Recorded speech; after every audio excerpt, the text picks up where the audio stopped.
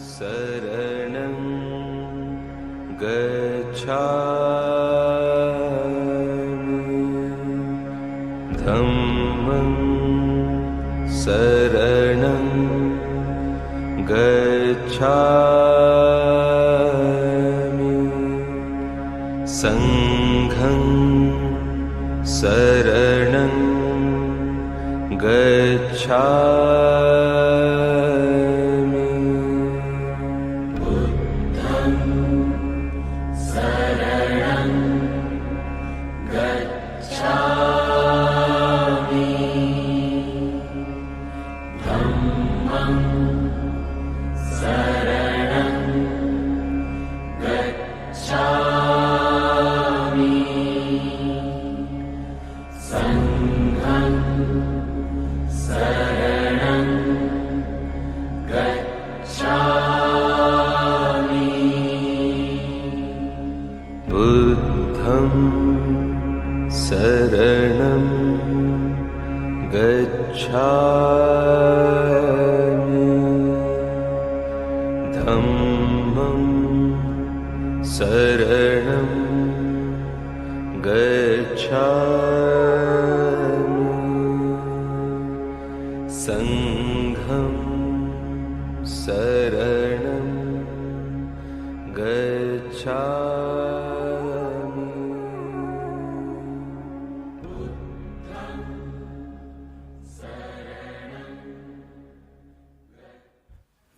Sanye Joda Zoge Chonamla Chanju Pardo Dane Yapsu Che Dage Jinso Kebe Chonamgi Yola Benjir Sanye Drupare Sho Sanye Choda Zoge Chonam Chanju Pardo Dane Yapsu Che Dage Jinso Kebe Chonamgi Yola Benjir Sanye Drupare Sho Sanye Choda Zoge Chonamla Chanjo bardo dane gyapso che dage jinso gebe sonamgi Lola benjire sanje drupare sho Om ye dharma hetu prabhavam hetum te sham dathagato hyavatat Desham chayo nirodham evam vati mahashramanaye swaham Om Hetu prabhavam hetum tesham dathagato hyavatat Desham chayo nirodham evam bhati mahashramanaye swaha Om ye dharma hetu prabhavam hetum tesham dathagato hyavatat Desham chayo nirodham evam bhati mahashramanaye swaha All phenomena arise from causes. The causes are taught by the Tathagata. The cessation causes as well as taught by the great seer.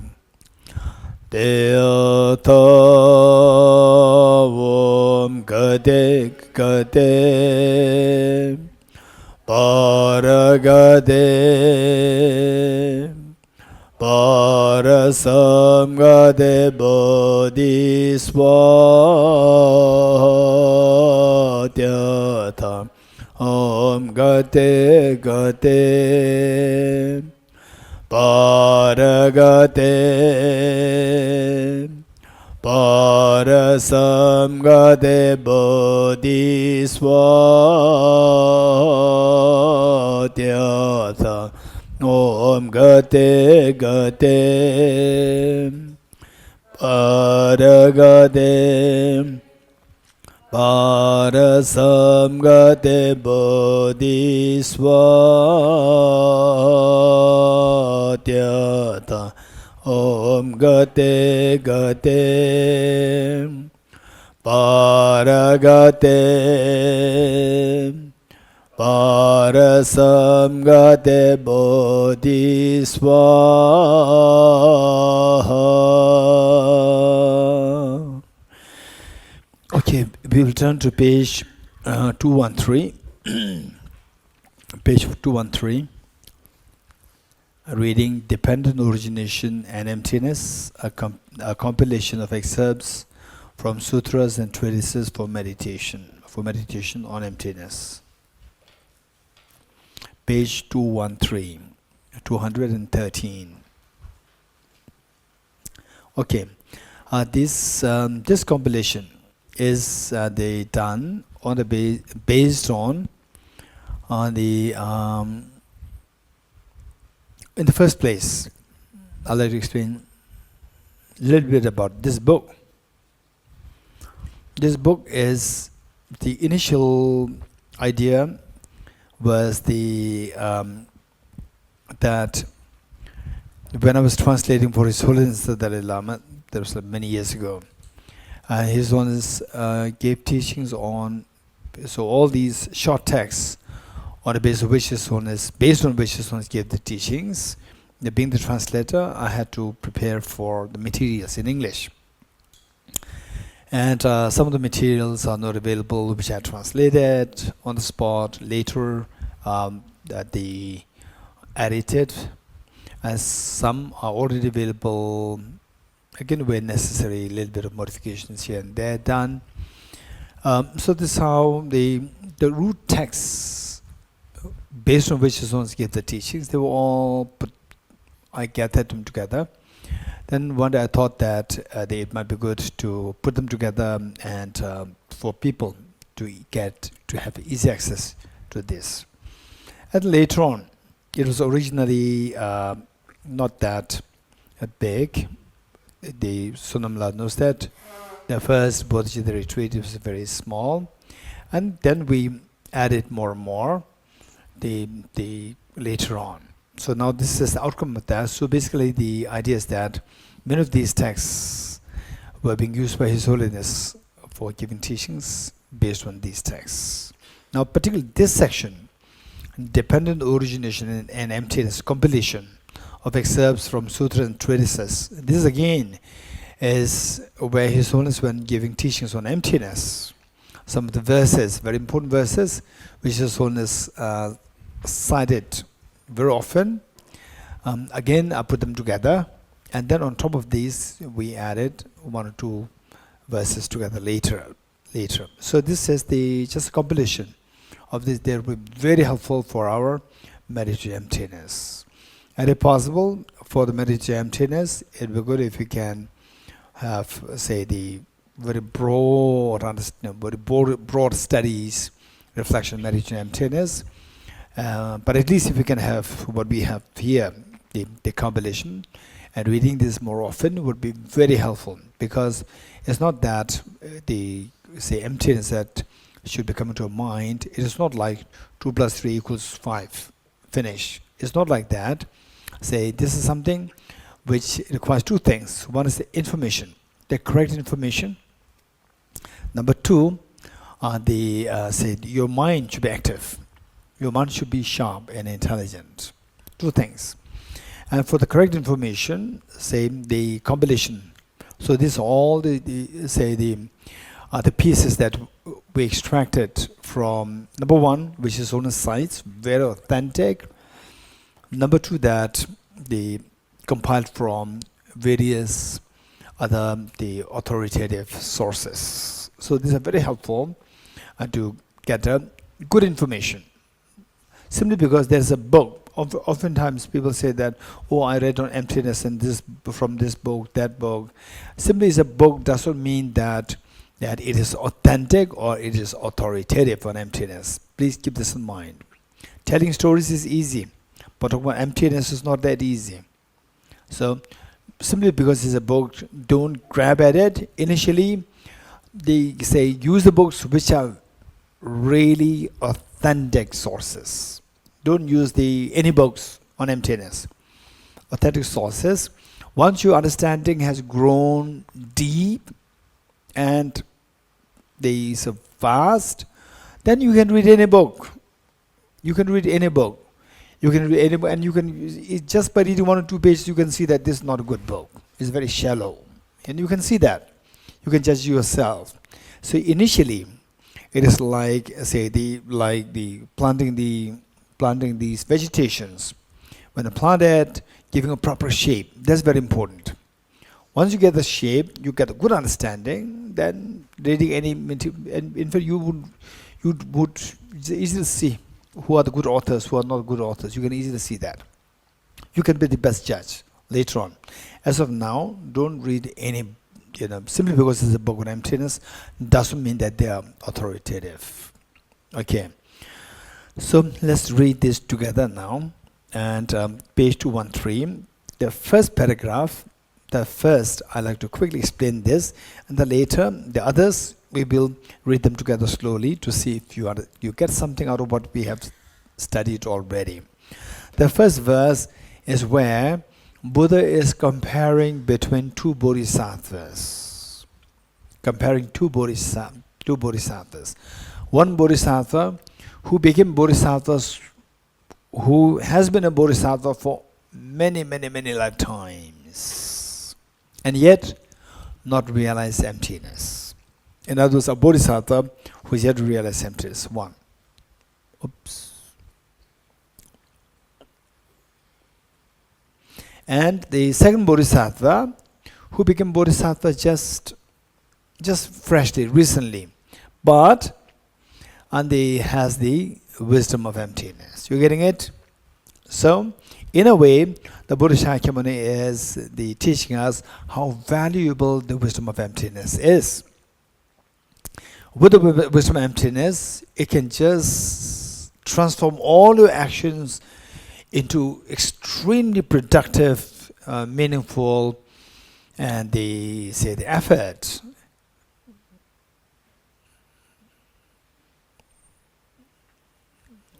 Okay, and whereas without the wisdom of emptiness, it is like, for example, to give an example, is like say there are two persons. One who is engaged in manual work for like 10 hours a day, working so hard manually, and getting, let's say, Indian rupees, 1,000 rupees. 1,000 rupees is what? Okay. And whereas another person sitting in the office with the AC on, right? And then they just putting on the signature, saying the crores and crores of, in other words, like hundreds of thousands, millions of dollars being turnover happens just with one signature. So where lies the difference? One is with the education, very sophisticated education, and one without the education. There is a difference. So, with the wisdom of emptiness, whatever you do becomes extremely effective. And without wisdom of emptiness, it is like working so hard, but the benefit you get is just so insignificant, tiny. So this is where the Buddha Shakyamuni has been comparing to the bodhisattvas. And the Buddha said that the bodhisattva, although he or she is a newly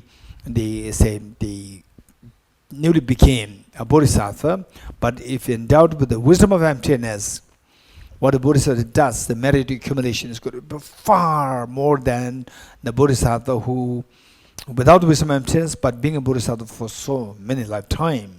So look at the difference. This difference is not because of the individual person, it's because of whether or not the person has the wisdom of emptiness. Okay. So for us to generate the wisdom of emptiness is so precious, and if possible, try to go systematically, study systematically. And nowadays there are many programs. Which give very systematic programs. Systematic studies are there. There's Tibet House also. You have the brochures there. Feel free to get the brochures there, and the Tibet House programs. The good thing about that is that all teachings are directly given in English, number one. Then number two, that the cost is deliberately made very small. The cost In fact, we are thinking of making zero, but making zero, people don't value this. So therefore, we make it just extremely less. And for some people, it is like 1 year course, 1 year, what is that, fee? 1 year fee is like your one meal price. Right? For some people, they say that we send the money to Tibet House, and the commission the bank takes is far bigger than what we send. You're getting it? But we deliberately make it happen, that you have to pay something. Why? In order for people to feel the value. Finally, if you don't feel the value, there's no point. Only when you feel the value, then the benefit will be there. Okay, this is one thing. Then for the monastics, who, from whatever tradition you're from, is totally free. It all started from Thosamling. Because they say they somehow, I know Venerable the Samala from last like 20 years since my time in Dharamsala, and I know that the center really needs help and support. But all these many years, we did not really have, we know each other, but I never came here. And then it was last year last year.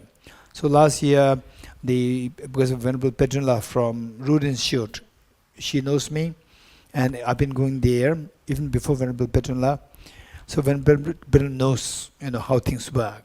So she suggested if I can come, and said yes, if there is some benefit, I'll come. So since last year, coming here, and then the effort Venerable Samala put, and Venerable Tenzin, and then all the nuns like Yangila and Venerable Kamara, and then Digila is also there. So all the people here, and then we have 2 residential teachers here. Geshe Tsawangla, Geshe, the younger one, Geshe Tekchola. 2 resident teachers are there. It is their effort. It is that this center is so important. This center is so important, and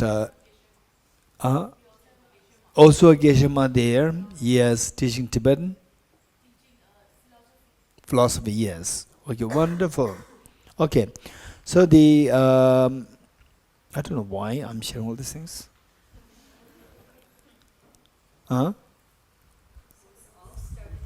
Oh, about the course. Okay, all started from Thosamling. That for the monastics is totally free, because I can see that the Thosamling really needs support, and I had my own suggestions. I gave the suggestions to Venerable Samala and the team, and then they really need support. And so I'm very serious. All of us think of that. Whatever support that you can give to Thosamling, I really appreciate it. Why I'm saying this is, for example, say in the monastic universities in South India, the monks, they don't really have to worry about, if you are enrolled in the monastery, you don't really have to worry about your food and stay. Food and stay is free, even if you stay there for life. But here, how do you sustain? If everything is given free, then how does the nunnery sustain? It cannot sustain itself. So therefore, even the nuns, they have to pay something. So I wish that if there's some mechanism by which the nuns who come here for say like a permanent member of the nunnery, that they can stay for the free of charge for stay and for food, that'd be wonderful. And of course, not like transit, not transit, but as a permanent, I am a part of Thosamling, like this. If somebody can enroll oneself as a full-fledged nun of a Thosamling, member of Thosamling, then they can have, get in the monastic, just as how the system is followed in monastic universities, where you get food, stay, everything free, and so basic necessities you have to be sustained by yourself. The rest will take care of them. So this is what I'm imagining. So if there is something, of course, it needs the help of the generous donors, helpers. So where you can't do that, you can request your friends to do that. That would be wonderful. So eventually that it becomes more, the place is very beautiful. The place is amazingly beautiful, and how when Samala created this place so full of vegetation, it's amazing. It's a beautiful place. Why not? The nuns, they can feel that this is our home. They can stay as a permanent member. They can study, thrive in their practice, grow. That would be wonderful. So it entirely depends on the generosity of the kind donors. So if you know yourself, if you have the capacity, in whatever capacity, like $10, $20, $100, or whatever, in whatever capacity, or if you know somebody who is generous and then who can, contribute to this, that would be wonderful. Just think of this as, so the point is that with this, then from Tibet House side, where we can support Thosamling, so it all came up last year. So I thought that at least what we can do is that we can give the materials free, and even the course fee we can give for free, because somebody who's become a monastic, the people are more serious. This is what I've seen. The monastics, when they take the course, they continue. Whereas the non-monastics, they take the course for free, they don't continue. They cannot continue. Why I'm saying this is that many of the young relatives, nephews, nieces, and so forth, so initially they become interested, and I said, don't worry, if you join the course, I'll pay the course. I'm teaching and I'm paying the fee, right? And they discontinue, because it's not their mistake, because they don't contribute, they don't pay, they don't feel the value. So whereas those people who pay, they stick to this course. You're getting it? And the monastics, I noticed that the monastics, no matter what, they pay, don't pay, they stick to it. This is something which I've sensed. So therefore I said that for the monastics, it's completely free. Completely free, say materials, then the fee, everything free. They don't take for granted. For the school students, non-monastic school students, college students, university students, school students, anybody who would like to enroll, for them it is 75% discounted. At least they have to pay something. And the overall speaking is extremely less, so minimal. Okay, so these courses are there. These are the benefits. It's not expensive. In other words, Tibet's course is, the courses, they are really, really very cheap. And the teachings are directly happening in English.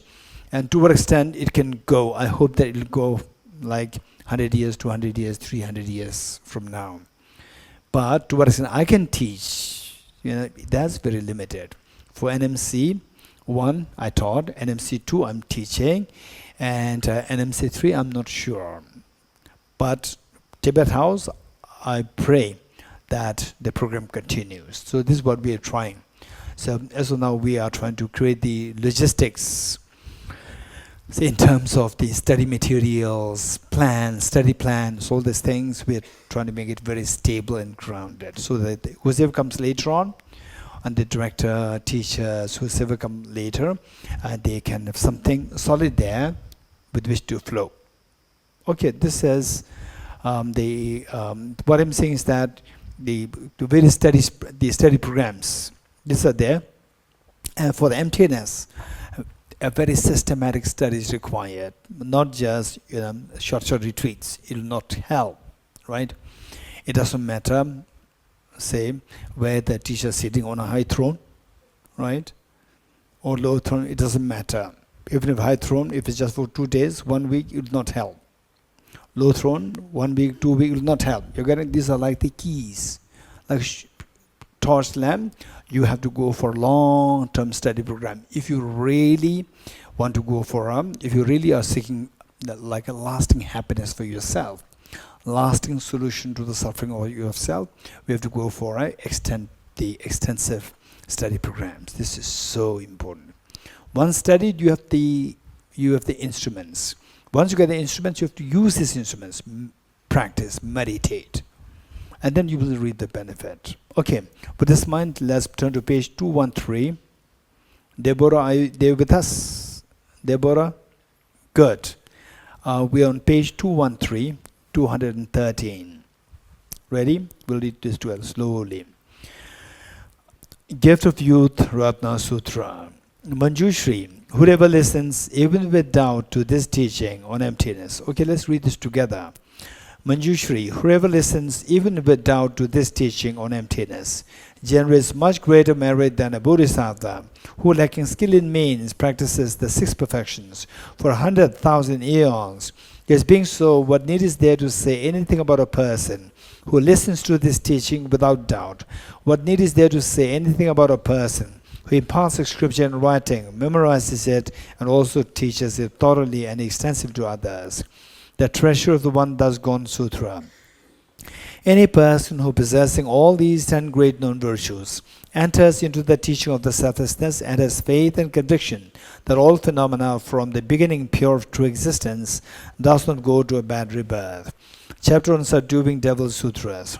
If any bhikshu realizes that all phenomena are absolutely pacified of inherent existence, and the beginning of the defilements is devoid of self-nature, it will remove the guilt of having defilements and make unstable the defilements, thus deeming even the immeasurable negativities dysfunctional, let alone the secondary wrong done associated with the ethics and rituals.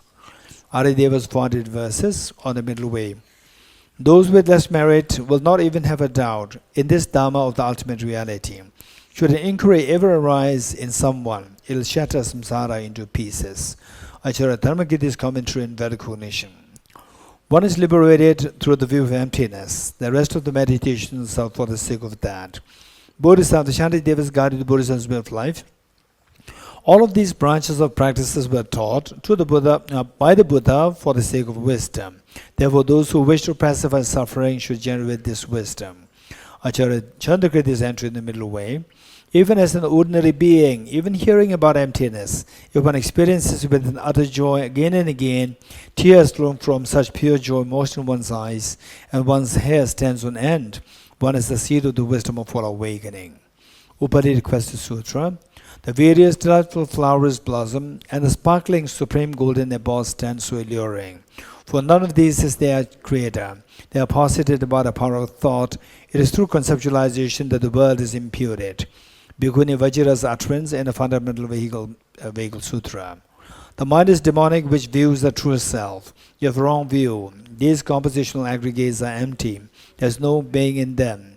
Just as one designates a card in dependence upon a collection of parts, so we assert a conventional essential being in dependence upon the aggregates. Venerable Shavara's writing, searching for reality throughout space, one finds not the periphery nor the center.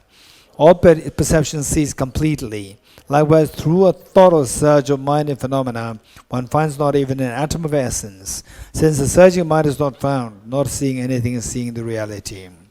Saint Saraha's writings, by entering into emptiness but devoid of compassion, one will not find the supreme path. By meditating upon compassion alone, one will not attain liberation but remain in samsara. The one capable of grasping the unity of the two will not remain in samsara nor abide in personal nirvana. King of Concentration Sutra. Just as in the dream of a young girl, she met with a boy and saw his death. Joyous was she at the meeting, and in anguish at his death. View all phenomena as thus. Arya Nagarjuna's fundamental wisdom of the middle way. Ceasing of karma's afflictions is nirvana. Karma's afflictions arise from conceptual thought. These arise from mental elaboration grasping into existence. Elaboration ceases by emptiness. Neither the aggregates, no different from the aggregates. Aggregates don't depend on him, nor is he dependent on them. The Tathagata doesn't possess the aggregates. What is the Tathagata? That which dependently originates is posited to be empty of independent existence. That being dependently designated, this is the middle way. Since there is no phenomenon that is not dependently originated, therefore there is no phenomenon that is not empty. Arya Nagarjuna's precious garland. If the person is not earth, not water, not fire, not air, not space, not also consciousness and not all of them, where is the person out of those? Just as a person is not truly existent because of being an aggregation of the six elements, each element also is not truly existent as the aggregation of their own constituents.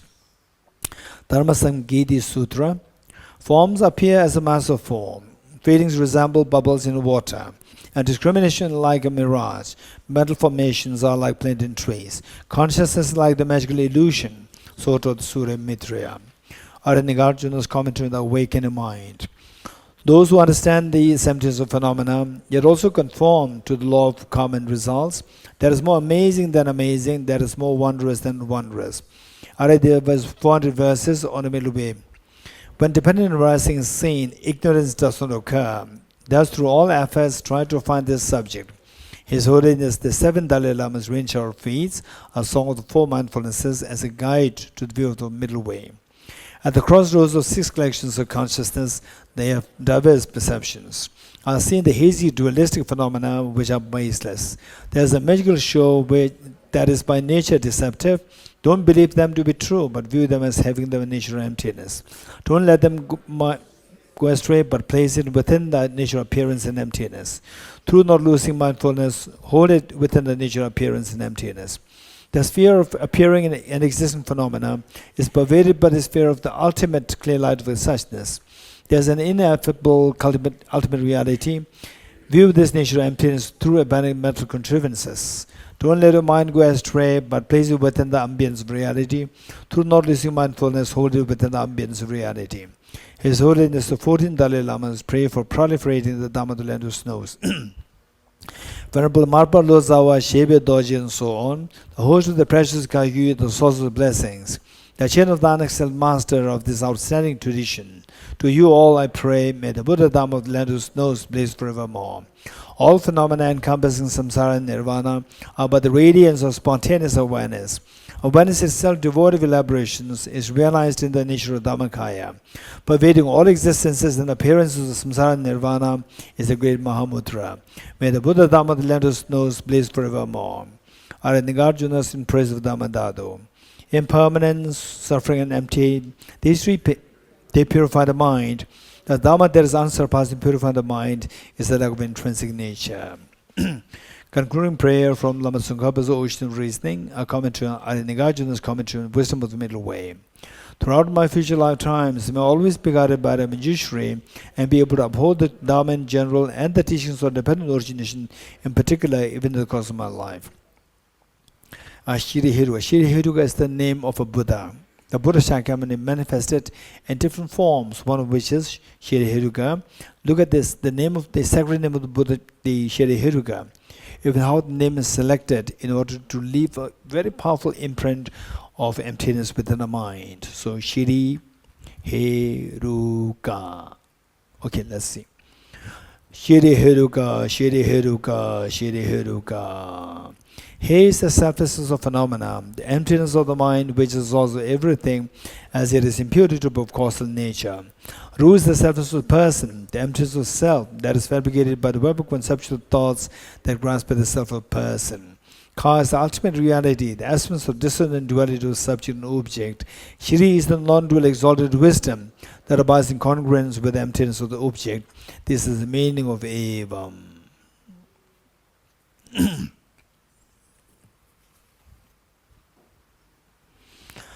Okay, so now is the teaching on the Boddhicitta. The Boddhicitta teaching. So we see that the as what we read before from the great saint Saraha, that the wisdom of emptiness and the compassion of the Boddhicitta, these two should be like the two wings of the bird to cross the ocean of samsara and to get to the full awakening.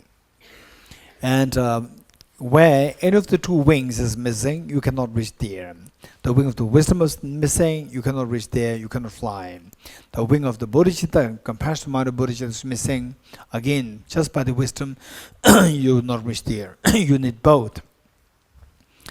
And this Boddhicitta, we can confidently say, later on, when I practice, each one of us, when it practices, gradually you get just a feel, initial, even just a glance of what that experience is like.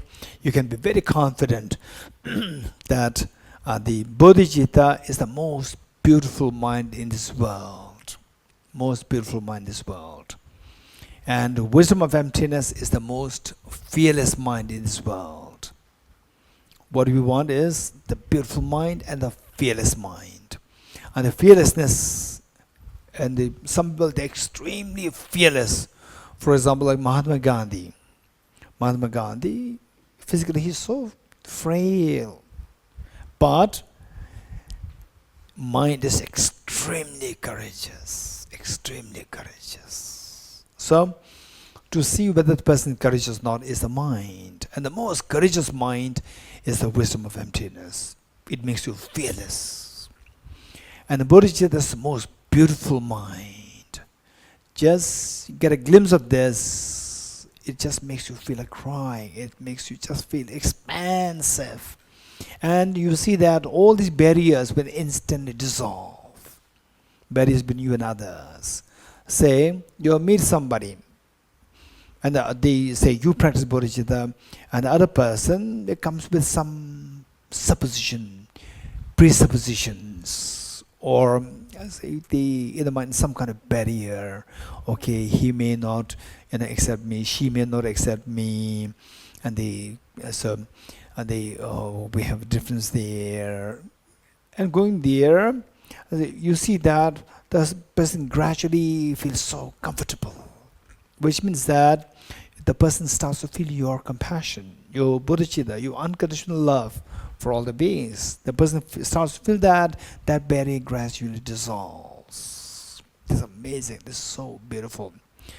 And you can feel this very closely with His Holiness the Dalai Lama. You can feel that. Many people who never saw His Holiness before. And of course, he's so well known, and people still want to see him. And just cries. The tears, involuntarily, they just drop. And whereas, some celebrity, yes, very famous, you get to see, no, tears don't fall, right? Okay, this is all the difference. So with this, we see this is so beautiful mind. And they say, all this, many of the unnecessary stress, unease, they dissolve. Usually, when we meet a new person, go to a new job, go to a new institution, schools, colleges, you feel a little uptight initially, right? Little uptight, and the uneasiness, nervousness. How many agree with me? Raise hands. Yes. So, whereas if you practice bodhicitta, then you go to these places earlier, otherwise creates a little bit of uneasiness, nervousness within you. You see that this will not come to you. It's very different. This is so precious, extremely precious. Okay. In the monastic universities, big monastic universities, if you go there, you may see that the monks and the nun scholars who study for so many years, many hours per day, many hours of debate, the reading, contemplating, meditating, we see that the majority of their time they invest on wisdom. But the compassion part is equally there. In fact, one thing that I'd like to share with you is that, I don't know whether I shared this here in this group. Say, in the debate courtyard. I shared it or not? NNC class, okay. In the debate courtyard, we see that, say, in one debate courtyard, thousands of monks simultaneously debating in pairs. Two. And, say, the debate courtyard, oftentimes it is like, from one side, whichever side, one side is junior-most class, and then you go there, to the other side is the senior-most class. So junior-most class, we see that of course they are very young, they are totally inexperienced, they simply want to prove the point, right? They debate, they seem so aggressive, right? Say if you are slim, finish, no chance, you cannot get in, right? So somebody will just pick you up and throw you, right? And who's ever physically stronger will get a chance to throw the questions. Okay, so this is and then the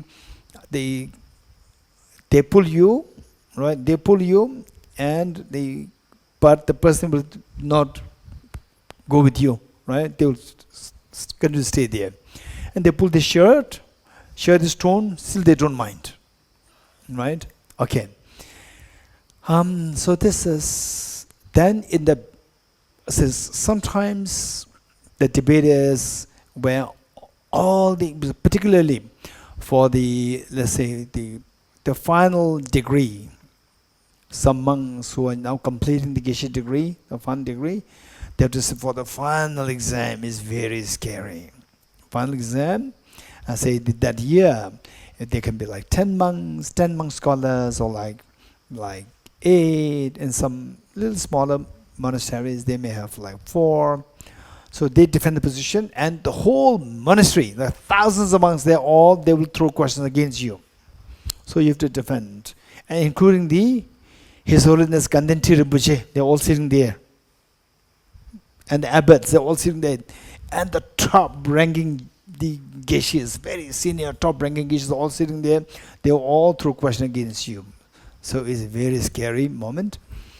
And then so debate will go, say like evening, 7 o'clock, it starts. It goes at 8 o'clock, 9 o'clock, 10 o'clock, 11 o'clock. Sometimes it can go like 12, 1 a.m., right? And how do you know that the debate now is the completion of the debate session for that day? How do you know that? That is interesting. That the disciplinarian, he decides. But if not that, he can just 1 hour and finish. No. All the monks, they know that it's minimum till like 11 o'clock, 12 o'clock, 1 o'clock. Minimum. This is all the monks know. And then they have to, this will all be decided not even by the abbot, it will be decided by the disciplinarian. So disciplinarian will be just standing and moving around the monks, and all the monks are sitting, and those who throw questions will stand. And if the questioners, because those sitting, defending, these are those who are sitting for the final Geshe degrees. They are so well prepared, right? And then the junior monks, they cannot really compete with them. They throw the questions, they can defend very easily.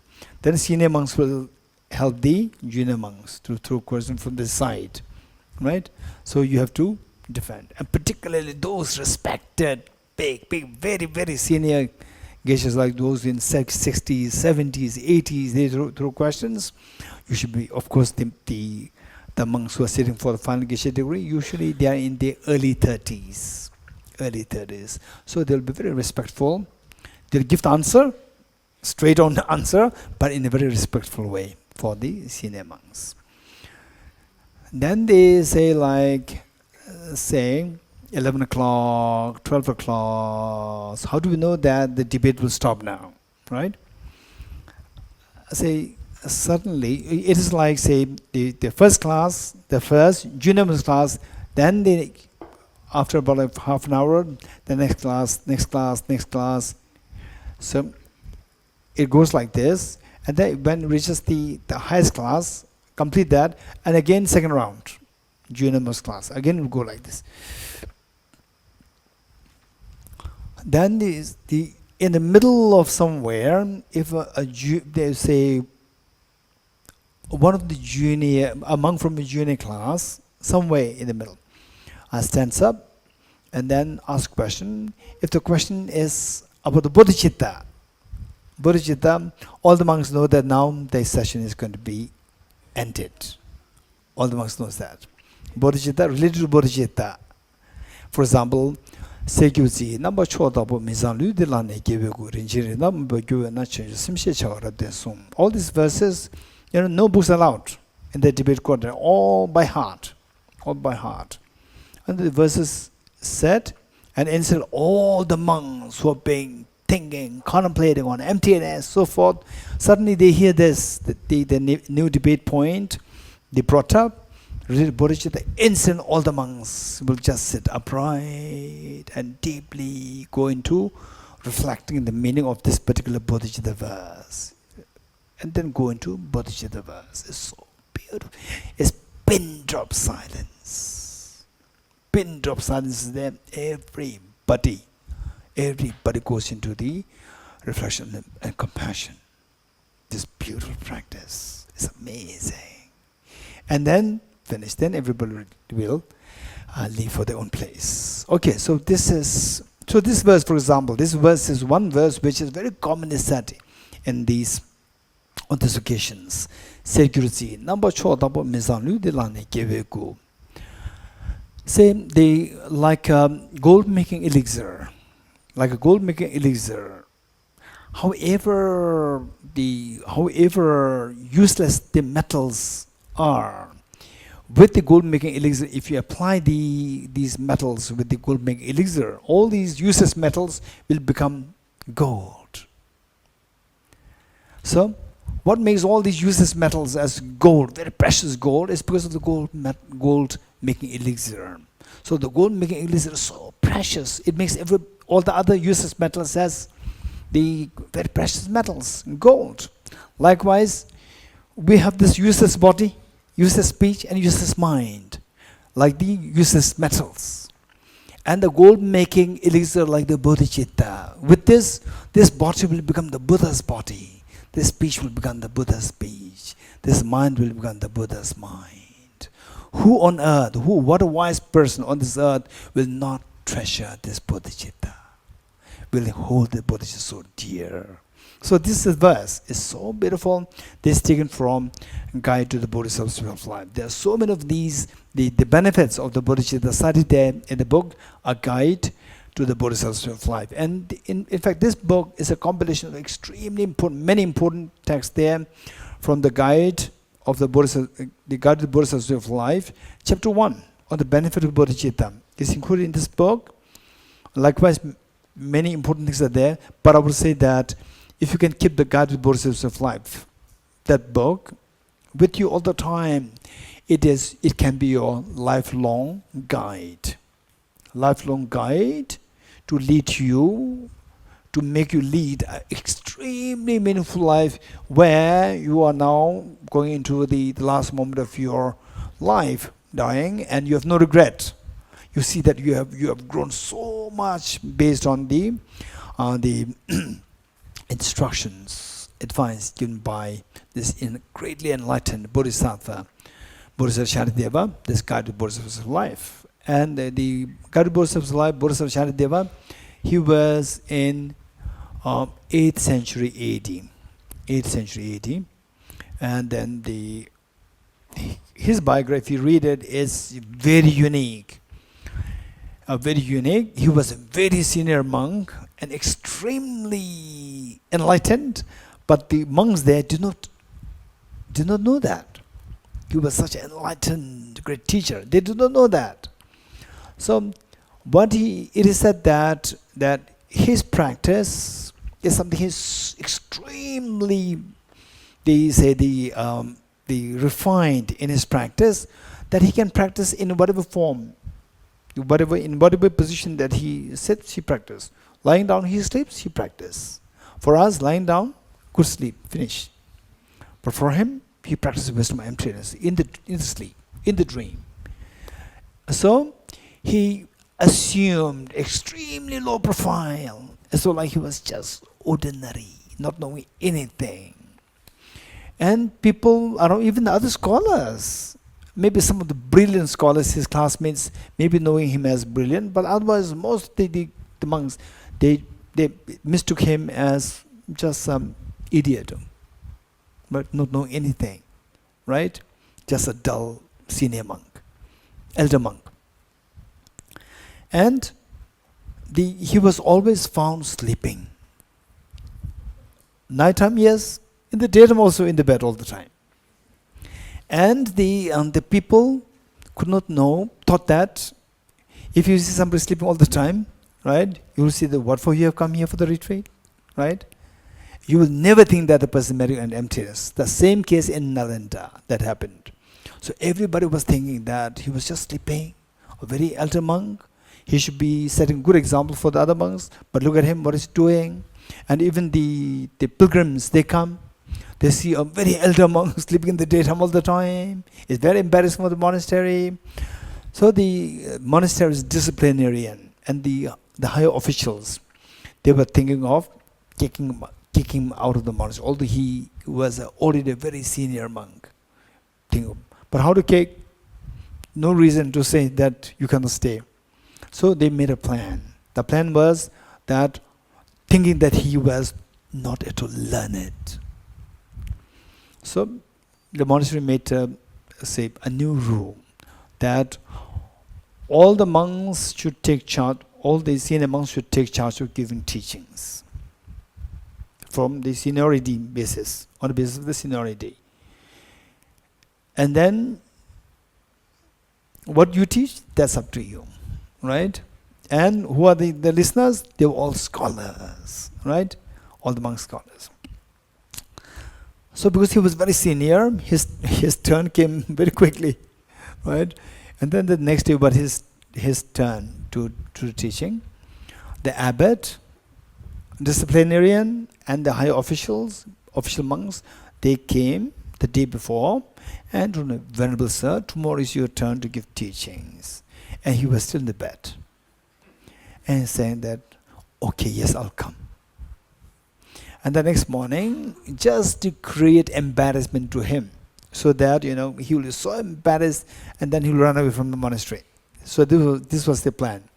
So what they did was that they organized a grand reception, receiving him, a grand reception, receiving him, and to escort him to the teaching site.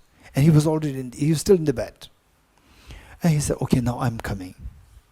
So he went with them. And from distance, you could see that his teaching seat was very high. And no steps there. Just embarrass him. And he could see that this was just to embarrass me. So from distance, he pointed to the seat, and he gestured it to be down. And the seat automatically came down. He went and sat there, and the seat rose. Then he started to teach that text, a guide to the Bodhisattva's way of life. Today, what we have with 10 chapters. He started to teach that. And as he was teaching this, it said that he started to levitate in the air. And all the monk scholars, they were so fascinated. They couldn't believe the degree of the scholarship of this senior monk. That they couldn't believe that he's such a scholar, such an enlightened scholar with so much experience. And everybody was busy scribbling what he was saying. And it is said that he was levitating in the air, and finally he disappeared. So the chapter 10, the monk scholars, they were discussing if chapter 10 was actually taught by him or not. Because some could not hear, some could still hear. So the monks, they regretted. And then the disciplinarian abbot and the senior monastic members, they went in search of him. Finally, they found him in a forest. And then they made the confession. They requested him to come back to the monastery. He said that it is not your mistake. I'll say, it is not your mistake. And my time in the monastery is now finished. I'll stay in the forest. I'll stay for my personal practice here. And then they were asking if chapter 10 was taught by him or not. He said, yes, I did teach. And if you're really interested in what I taught, I also composed another text. And a text which is the Shiksha Samuchaya. Laptu Shiksha Samuchaya. Also is a compendium of the trainings. The text by the name Compendium of Trainings. Also composed that, and that is already there. It is I kept this tied on the rafter of my veranda. If you feel my teachings are useful, you can take that and you can distribute to the monks. Okay, this is the brief biography of this enlightened being, Bodhisattva Shantideva, 8th century AD. And the Boddhicitta which we are studying here, this was originally taught by the Buddha himself. Buddha taught it, and there are two main techniques. There are two main methods to cultivate the bodhicitta. And the one method is known as the sevenfold method, sevenfold cause and effect method to generate bodhicitta. Let me repeat it.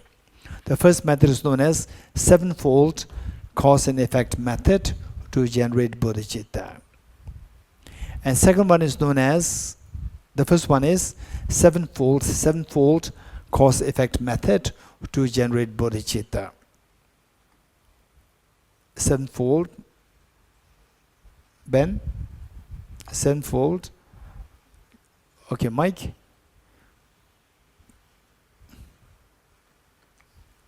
There are two methods for generating bodhicitta.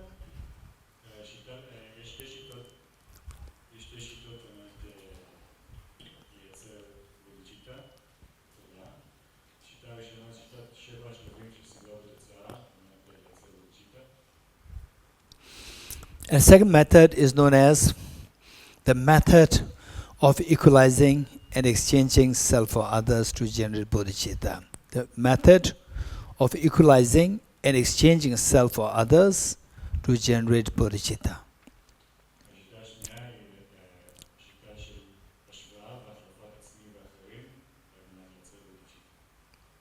Okay, the first method, the Buddha taught it, and it was being handed down to Arya Maitreya, and from Arya Maitreya it was handed down to Arya Sangha, and many teachers down the line, and finally to Lama Selingpa in Indonesia. Lama Selingpa, then from him Lama Adisha received the teachings, and Lama Adisha brought this to Tibet.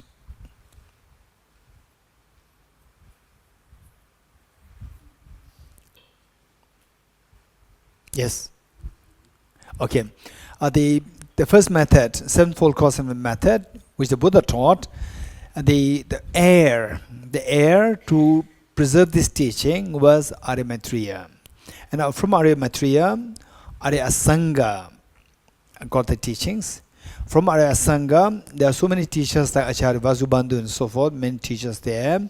Finally, in the 11th century, Lama Selingpa of the Indonesia, and then from Lama Selingpa, Lama Adisha in the 11th century. Then Lama Adisha brought this whole genre of teachings on bodhicitta to Tibet.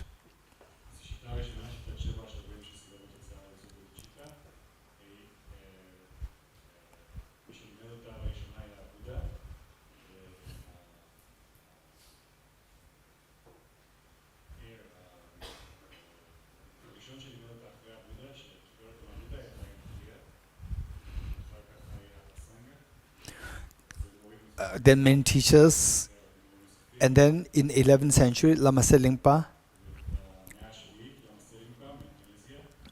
then Lama Atisha, then he brought this teaching to Tibet. So what we are doing here is all through this lineage. And then the other method, what's the other method? The method of equalizing and exchanging self for others to generate bodhicitta. This method, again, the Buddha taught, and was handed down to Arya Manjushri to Arya Nagarjuna, and then again many teachers in between. Finally, Bodhisattva Shantideva, the author of the text, Guide to Bodhisattva of Life. That was in the 8th century. And then again in 11th century, Lama Selingpa, Lama Disha, and brought to Tibet. Okay, this is the point.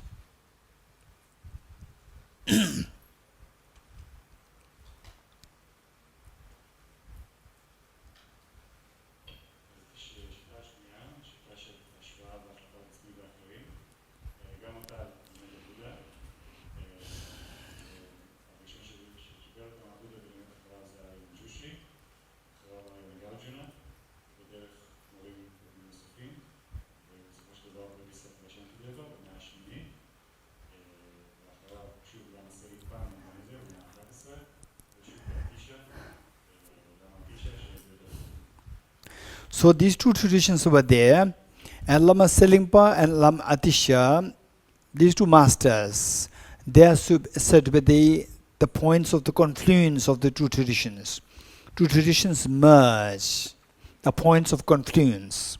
The point of confluence of the two traditions are the Lama Selingpa and Lama Atisha. From there, then came to Tibet, and from Tibet, then they threw all these teachers, and today we have His Holiness the Dalai Lama, who inherited all these traditions.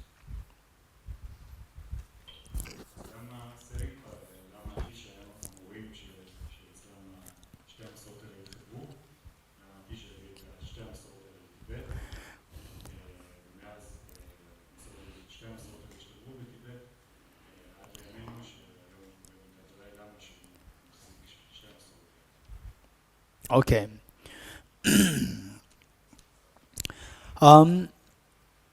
So what we said is that the Boddhicitta, the benefit of the Boddhicitta, we have to read the chapter 1 of Guide to the Bodhisattva's Life as many times as possible. Chapter 1 of the Guide to the Bodhisattva's Life.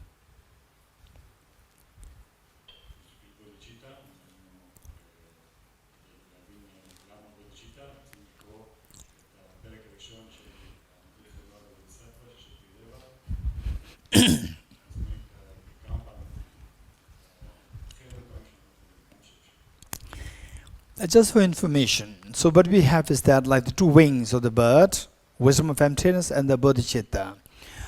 Wisdom of the great masters, what they say is that wisdom of emptiness, even to get to what the emptiness is, you need to have extensive studies. You have to study a lot. And once you have the extensive studies, then to get emptiness, it will not take too long. You'll get it. But to study it will take long time. Boddhicitta, to study, it will not take too much time. Of course, if you really want to make it too detailed, or you want to go into the nuances, of course, you can keep expanding it, keep improvising it, keep making it more fine-tuned. Otherwise, just for you to have the material enough to meditate on Boddhicitta, you can just do like study for like 1 week, and that is good enough. But to know what Boddhicitta is will not take you a long time. But to feel it will take long time.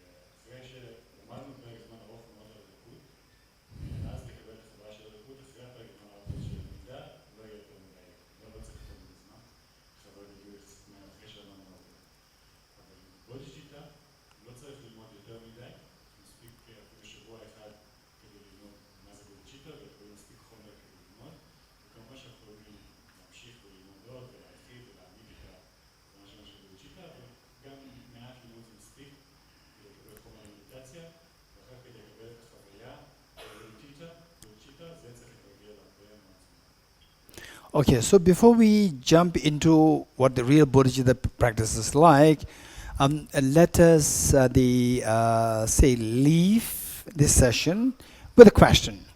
Question is, leave this session meaning, leave for lunch, right?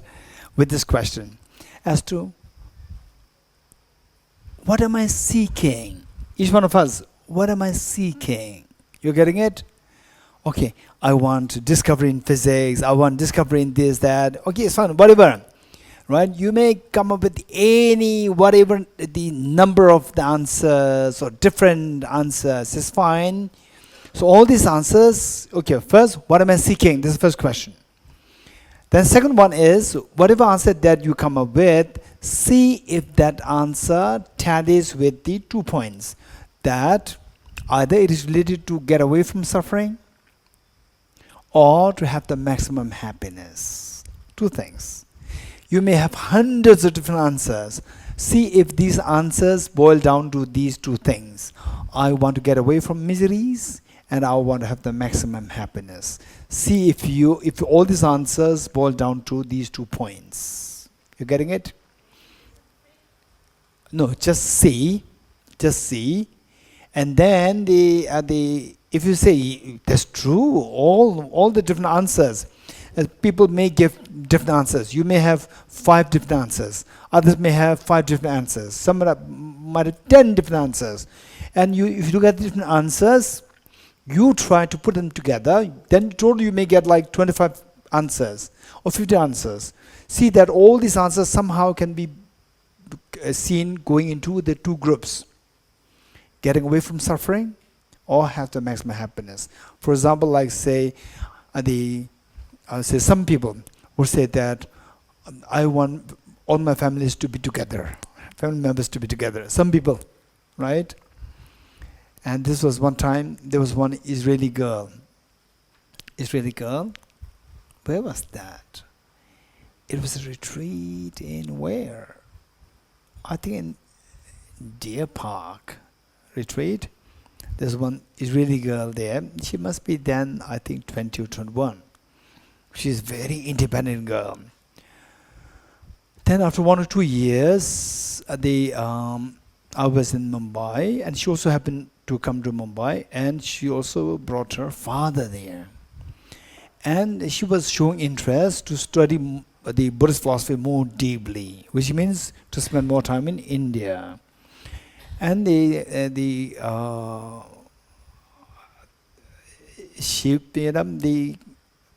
father and the daughter, 2 of them, the relationship is so beautiful. And